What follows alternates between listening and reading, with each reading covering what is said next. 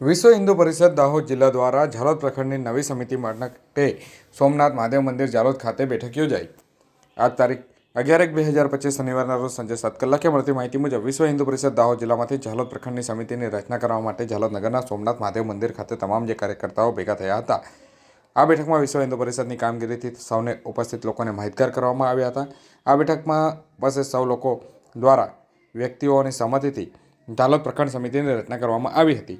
આજની આ મિટિંગમાં સહમંત્રી કિરણસિંહ ચાવડા, દાહોદ જિલ્લા ઉપાધ્યક્ષ ગોપાલ સોની, જિલ્લા સહમંત્રી કમલેશભાઈ ગુજ્જર, જિલ્લા સહમંત્રી રાહુલ પ્રદીપસિંહ જોધા રાઠોડ વિશેષ ઉપસ્થિત રહ્યા હતા અને ઉપસ્થિત સૌની સંમતિથી દિનેશ ઠક્કરને પ્રમુખ તેમજ પ્રવીણચંદ્ર ચુનીલાલ ભટ્ટને મંત્રી તરીકે નિમણૂક કરવામાં આવ્યા હતા તેમજ વિવિધ વિભાગના સંયોજકોની પણ નિમણૂક કરવામાં આવી હતી। ઉપસ્થિત સૌ લોકોએ સર્વસંમતિથી બનાવેલ નવ સમિતિને ઓમ મંત્ર બોલાવી અને વધાવી લીધા હતા।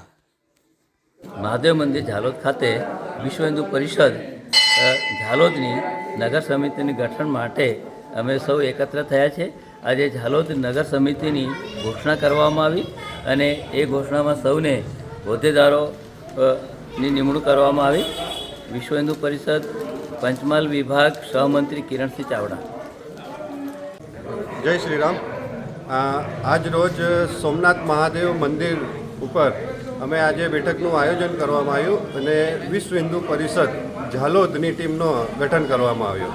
એમાં સૌ કાર્યકર્તાઓને અમે આજે પદનું વિતરણ કરવામાં આવ્યું। આપનું નામ?